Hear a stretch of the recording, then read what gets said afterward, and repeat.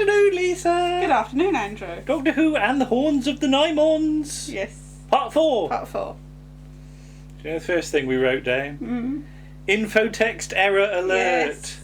Yes. Oh dear. Mm-hmm. The DVD infotext claims that this episode was broadcast on the 12th of January, 1979. Yes, it wasn't.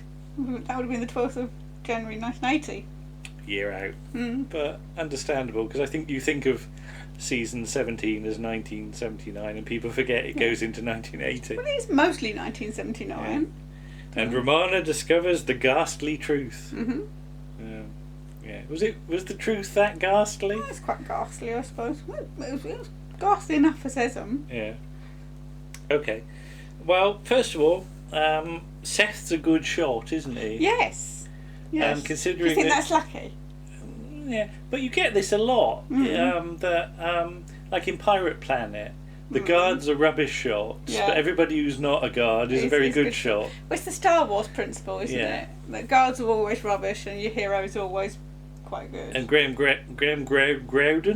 Crowden has to do some stunt acting. Yes. As he sort of... and then he has to go all stiff. Yes. Well, does he go all stiff or does he go all limp? I don't know. Or is it a mixture of the two? Mixture of the two. I'm just thinking back to Raffles now with Robert Hardy. Yes. Yeah. But yeah, Romana takes a day trip to Krynoth, doesn't she? And she's being pursued by the Nimons, and you get to see their kilts, don't you? They're long. Their little gold loincloths. Are they gold? Or they're sort of coppery. I don't know. Right, what gold, copper, metallic-y colours. Metallic-y kilts. Yeah, which don't sort of rattle when they move, do they? No, well, it's cloth, isn't it? It's not metal. Yeah. And they put K9's got no innards. No. As he's stuck up on Soldeed's bench and his panel's off. Yes. And you can see not much inside him, frankly. No. So, whey! Dropping me notes. My notes are getting heavy because I've written on them with so much ink. They're heavier than they used to be. Right. The atmosphere on Krynoth is quite good, I thought, because it's all very dark, isn't it? Partly to indicate there's no energy left. But when sort of Romana's sort of sneaking around on the set and she sort of backs into the sort of larder bit, and I just put Romana is frightened by the scenery. Yes. And she goes, woo! Unless it's old Mr. Grey behind her, I don't know. But yeah. And oh my gravitic anomalizer from Tom, that rather feels like an ad lib to me, doesn't it? Or at least the way he's doing it. And then you said, look, Soldeed's running away. Well, he doesn't run away. He sneaks away, but he rustles. Yeah. He does a really quiet walk, but he's like shh, shh, shh, with his cloak. Yeah, it's the sort of thing you would normally sort of overdub or mute down a bit, but and he does some brilliantly mad laughter when he which carries because he's outside the room by the time you hear it. Yeah, he's loud. It's like he's just round the corner. He's going wah ha ha ha ha, like he's sneaking his head. He is. Well, maybe he is. He's mad as a brush, mad as a basil brush. Then we get to meet John Bailey. Yes. Making his third and final appearance in. I'd forgotten he was in DR Who. Yes. But he gives a very good performance. I think he's lovely. For what is really small role. I always think he's in it more. Yeah. And I just wrote not comedy. And there's a load of big white sort of tubing strewn around the set, and it sort of does remind me about that thing that we've got out the back of our tumble dryer. Oh, the pipe. The pipe that you said fell off today. Yeah, it fell out of the back of the tumble dryer. So you had stuff it back in again. Had to urge it back on again. Awkward. Because we hang it out the window of the shed, don't we? And sometimes it goes back in. It falls out, yes. It sort of goes back in the shed as though it don't like it. Yeah. Well, didn't you say that the first time the cats saw it, they hissed at it? They hissed at it because they thought it was a big snake coming out of the shed. Yeah. I've forgotten that. Seth and Tika get separated. Yes, a wall appears. A wall. You think they should have sort of learnt to hold each other's hands. Yeah. Don't move that far away from each other. But well, it's Seth's fault. He says, wait here, and then he goes off, and then there's wait here, a wall. I'm going off to do man's things in the corner. Yeah. He doesn't.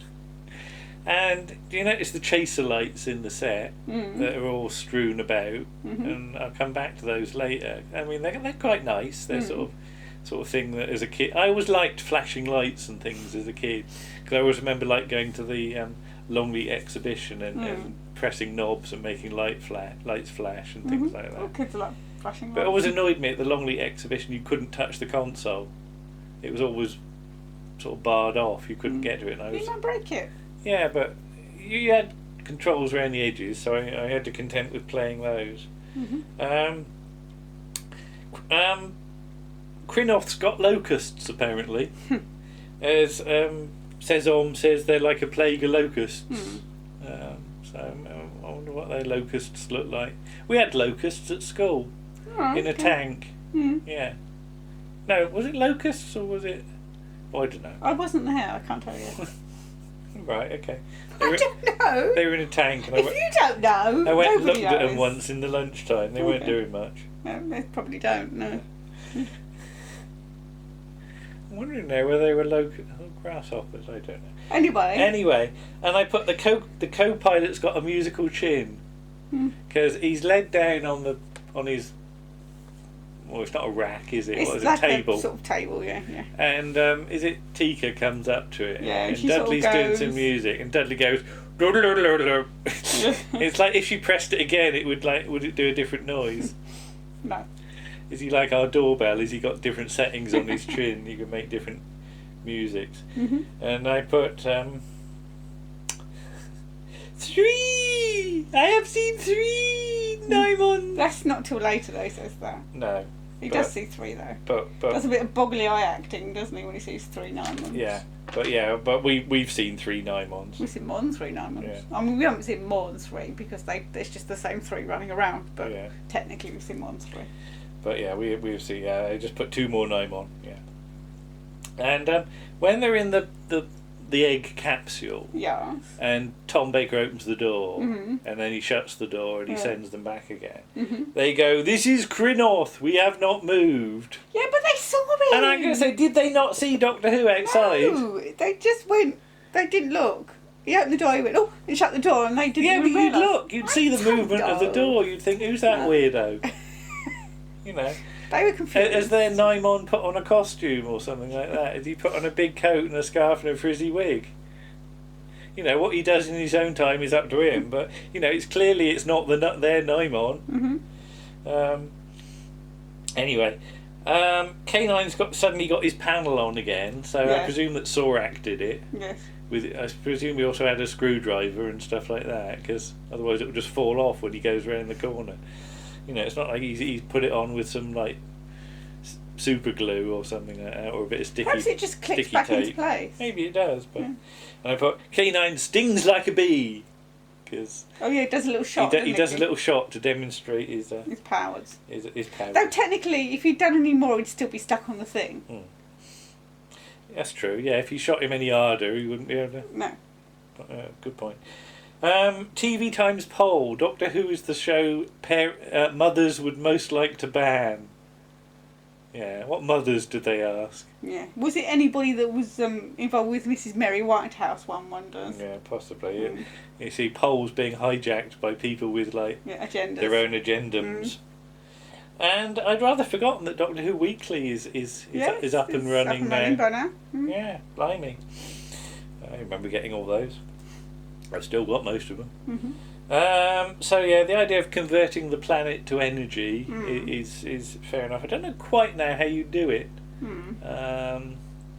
It's not like they're going to sort of cut bits of it and sort of put it in their furnace, are they? No. But yeah, it's a chain reaction. And Romana is being very doctory here again, isn't she? Yes. You know? Well, yeah, because she gets quite a lot of stuff to do in this one, doesn't she? So. And this whole thing about the Jasonite, you just sort of stick a chunk in it. Now, the chunks all seem to be different sort of shapes and sizes. Yeah, but they managed to fit. But they managed to work no matter. It's not just that. It's the whole thing about if they're acting as an amplification thing, would they need to have a certain sort of crystal structure to do that? And if so, should they be shaped in a certain way so that they concentrate it all down to a point or something like that? But no, you just stick any old bit in and it works. It works. Yeah, never mind. It's a Doctor Who staple. Yeah, more hiding in plain sight when Romana and Sezom sort of hide behind a bit of set and the Nimon come past. Yeah, they've got no peripheral vision. And I said part 4 does feel a bit different. It does. Yeah. It does. It feels like suddenly the story's sort of moving on again, and you're not quite sure how they're going to get all of what they need to get in this one episode. And I always feel that a bit about Creature from the Pit, because like sort of a few minutes into part 4, the story takes a whole different turn, doesn't it? So this thing about 6-parters are like a 4 and a 2. Yeah. Some of these Adams 4-parters, the fourth part goes off in a completely different direction. Well, not a criticism, it's just an interesting sort of way of doing it. Anyway, Sezom gets zapped. He does. And although he's all brave and all that, Romana still doesn't actually get very far, because all she's doing is sitting in the capsule hoping for the Doctor that Doctor Who's going to flick a switch at a random time. Yeah. Because she doesn't like signal. No. She doesn't say, I'm here, press the button. Well, there's no way of doing it, is there? Yeah. It's just random, really. And this line about later on you will be questioned, tortured and killed. Did you recognise it? You've heard it before in something else. Yeah. Do you know what you've heard it in? What have I heard it in? A pantomime. Yes, I have heard it in a pantomime. At Hornchurch. Yeah, the pantomime was after it, though. I know, but yes. Nick Pegg used to write the. He did. And he used to put lines from Doctor Who in his pantomimes. He put the one in about never trust somebody with long, dirty fingernails as well. Yeah, I knew that, but that's after. Well, yeah, I know, but. That's inspired by Doctor Who. But yeah, Nick Pegg used to nick lines from Doctor Who and put them in Queen's Theatre, wasn't it? It was, yes. That's right, we used to go to those. We did. I like Romana just comes out of the caption and goes, "Help!" It's not more Nimon. That's quite funny. Yes.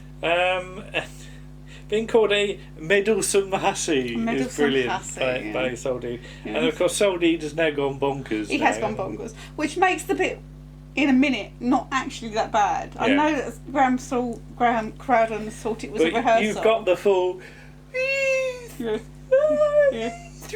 I have seen 3 Nimos today. Yeah. And I would like to see the full edit of this, because the notes say that Graham's been edited down in editing, I suppose. In performance. And his giggling death scene, and I just put, well, he is bonkers. Yeah, so it doesn't actually... Yes, it's probably unfortunate. Yeah. But it doesn't matter that much, because Soldeed's completely lost the plot by this point, doesn't he? So in character terms, there's no great problem. No. And suddenly the Anethans are all better and out of there. Yeah. And are there more than they started with, or is it just the ones that came in the last tribute? I think it's the last one. I was trying to work out, so I didn't bother about the other ones. Oh no, they probably got some more ones. Oh, I didn't spot counting Anethans. No, because there looks to be certain times there's quite a lot of them. Because there were some in when they arrived, weren't they? Yeah. Oh, maybe they've got more than when they started with them. All right, okay, good point. Yeah. So Tika's all sort of, oh Seth, you're such a hero. And I said, is he on for a bit of hoo? Yeah. That's going to get annoying after a while, though, isn't it? Oh, Seth saved us, and he'd be like, no, not again. Yeah. And I like the note also that Douglas Adams is he's keen on not overusing K9 as well, which is good, because he can be one of those sort of things to deal with the plot too easily. Yeah.